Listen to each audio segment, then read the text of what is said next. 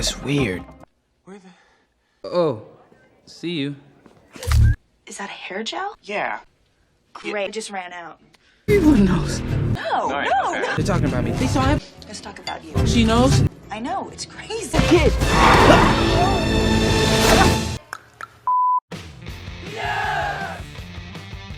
아, 또 스파이디야? 핫토이 스파이더맨 뉴 유니버스 마일즈 모랄레스를 공개했습니다.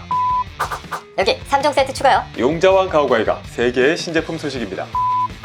만화 아직 안 끝났어? 베르세르크 마찬가지로 3개의 신제품 소식이 있었습니다. 안녕하세요. 위키피디오.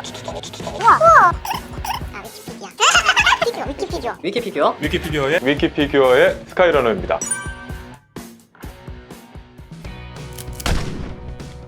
스파이더맨 무비 프로모 나이트목 아닌 스텔스 수트 업그레이드 수트 스칼렛과 네거티브 존 아이언 스파이더맨 홈커밍 쿼터 스케일까지 작년 한 해 동안 핫토이에게 있어 가장 핫했던 캐릭터 스파이더맨. 그 열기는 올해도 식지 않나 봅니다. 충격적이었지만 한편으로 식상했던 마크 47 재판 타노스 배틀 데미지 버전에 이어서 핫토이 2020년 첫 번째 완전 신제품 스파이더맨 인투 더 스파이더버스, 국내명 스파이더맨 뉴 유니버스죠. 주인공 마일즈 모랄레스 스파이더맨이 공개됐습니다. 사실 이 스파이더맨 뉴 유니버스 2019년 샌디에고 코미콘에서 이미 티저를 공개했던 바 있죠. 귀여운 타입 코스 베이비 피규어들만 공개되면서 끝난 건가 싶었지만 이렇게 핫토이의 주력인 1:6 스케일 12인치 피규어로 재등장한 모습이 신선합니다. 여전히 마블 캐릭터라는 점은 같지만 MCU 캐릭터가 아니라는 점도 신선하죠. 애니메이션 스파이더맨 뉴 유니버스 흥행 성적은 다소 미흡했지만 역대 스파이더맨 관련 작품 중에서도 최고다 라는 평가까지 받을 만큼 화제를 불러일으켰던 작품이죠. 코믹스에 평행 세계를 적극 도입하면서 과거의 유산을 바탕으로 새로운 캐릭터의 매력을 훌륭하게 담아냈던 그야말로 스파이더맨에 의한 스파이더맨을 위한 작품이었다 할 수 있겠습니다. 그런 기합을 피규어에도 녹아낸 것인지 핫토이 마일즈 모랄레스. 그동안 핫토이 시작에서 아쉬웠던 여러 부분들 꽤나 보완된 모습인데요. 일단 엄마스크 헤드가 무려 2개나 들어있습니다. 전부 3헤드죠. 스파이더맨 수트에다가 후드와 팬츠를 더할 수 있는 것은 물론이고 셔츠와 롱팬츠도 들어있어서 완벽한 타복 형태까지도 구성할 수 있습니다. 와, 바디가 2개인가 봐! 는 발목 파츠, 언제나와 같은 스파이더맨 특유의 웹 표현 등에 더해서 다양한 눈의 표정, 별도의 목과 발목, 스프레이와 코스튬 파츠, 화려한 배경지까지 더해지다 보니까 실제 이상으로 굉장히 풍성해 보입니다. 신선한 아이템, 신선한 헤드, 또 신선하고 풍성한 파츠들까지. 이 정도면 충분히 합격! 소리를 들을만 하죠. 얼마나 신선한 피규어인지 유저들의 의견 로튼 피규어 지수로 확인해보겠습니다. 국내 162건, 해외 934건의 의견을 분석해본 결과 제품에 대한 긍정적인 평가, 그 비율은 약 70% 정도 수준으로 나타났습니다. 생각보다 낮은데? 그 이유는 제품의 아쉬움을 표하는 분들 상당수가 피규어 자체보다는 바로 나이키 라이센스의 부재에 대해서 지적하고 있기 때문이죠. 영화의 힙하고 핫한 분위기에 딱이던 그게 빠졌어. 과거 백투더퓨처의 마티 때도 그랬지만 라이센스 비용이 많이 비쌌나 보죠. 그러니까 넘어가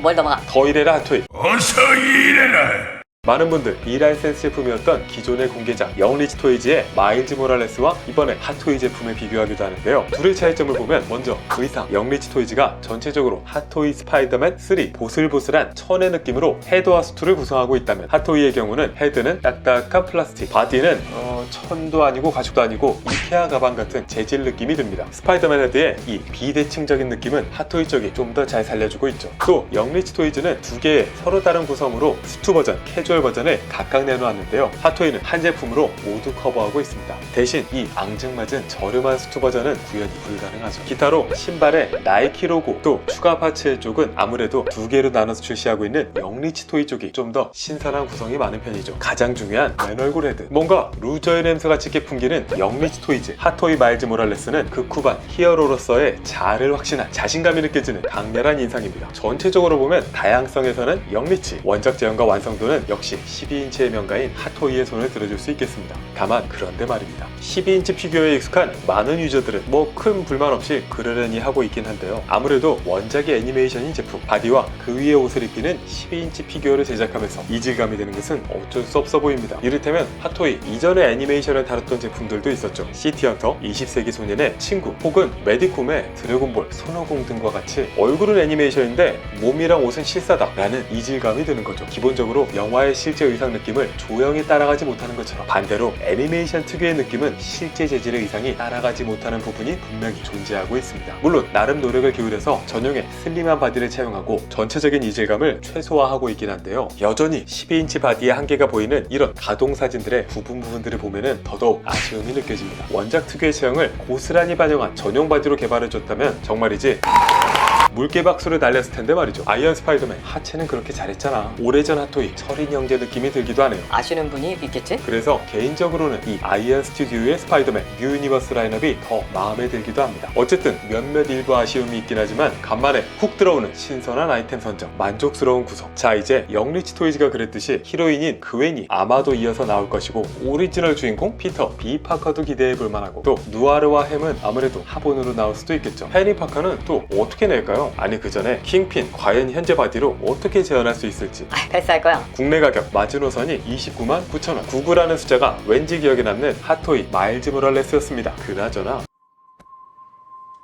Hey. 구독, 좋아. 알림.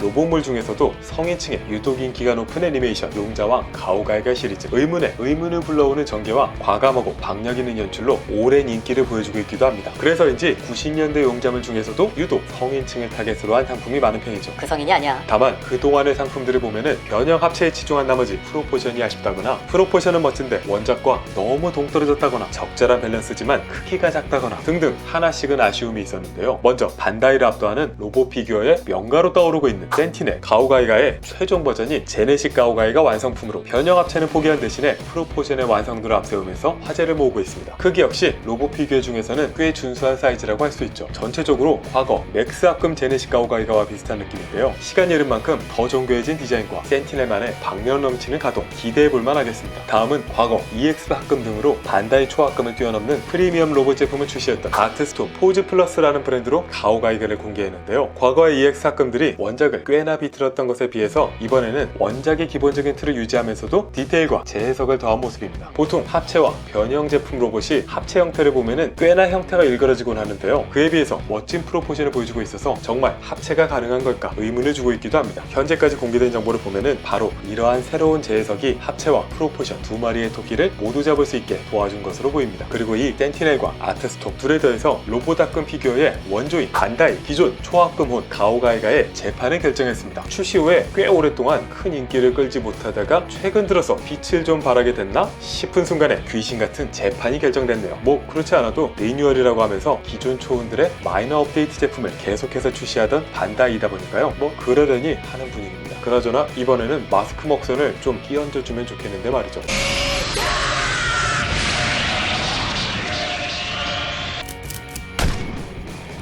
모든 것을 잃고 친구의 재물이 된 남자 가치의 고독한 액션을 그린 인기 코믹스이자 애니메이션 베르세르크. 작품 뒤로 갈수록 혼신의 노력을 기울인 멋진 그림들, 하나하나에 매료된 팬들도 많지만은 과거에 빠른 템포와 박력이 사라지면서 이탈한 팬들은 더욱 많아진 아이러니한 상황도 있습니다. 하지만 원작 코믹스를 뛰어넘는 베르세르크 피규어 코어 팬들의 사랑은 여전한데요, 베르세르크 피규어라면 역시 오랜 역사의 아토보어가 유명하지만 이번에는 다른 회사들의 베르세르크 관련 피규어들이 속속 공개되고 있습니다. 먼저 3제로 베르세르크 광전사 아머. 과거 검은 검사 버전을 내놓고 한동안 잠잠했던 3제로, 이번에는 원작 중반 이후에 현재까지 활약하고 있는 광전사 버전의 가치를 공개했죠. 3제로의 거친 웨더링이라는 장점을 살리고 어설픈 조형이라는 헤드의 약점은 숨기면서 꽤나 호평을 받고 있습니다. 역시 잘하는 거에 집중해야죠. 액션에는 적합하지 않은 12인치 액션 피규어이긴 하지만 무릎 안자까지 구현이 가능한 걸 보면은 은근히 포즈를 취하는 재미까지도 선사해줄 것으로 기대가 됩니다. 그런데 갑주가 나름 깨끗한 것이 왠지 블러드 버전이 나올 것 같기도.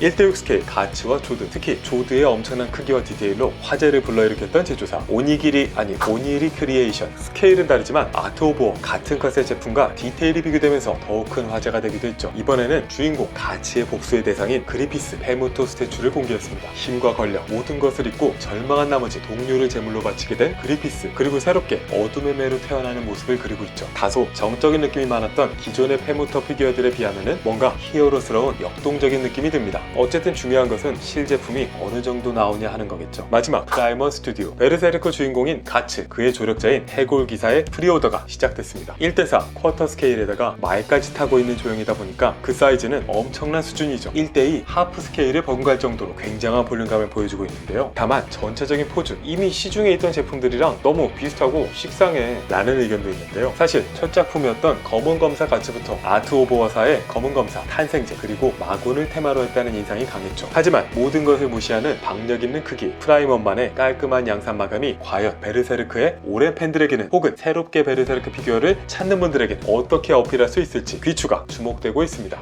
돈을 주간 피규어 갤러리. 한 주간의 인상적이었던 멋진 피규어 사진들의 모음입니다.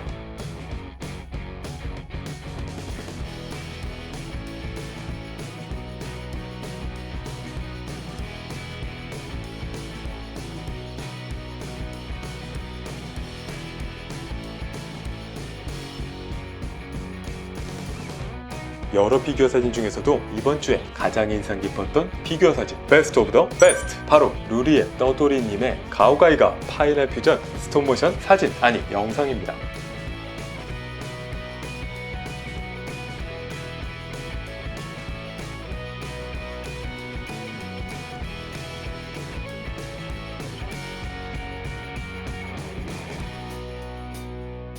피규어로 시작하는 월요일 위키피규어, 다음 주에 다시 뵙겠습니다. 감사합니다. 캐릭터와 피규어를 좋아하는 모든 분들 구독 버튼을 눌러주세요.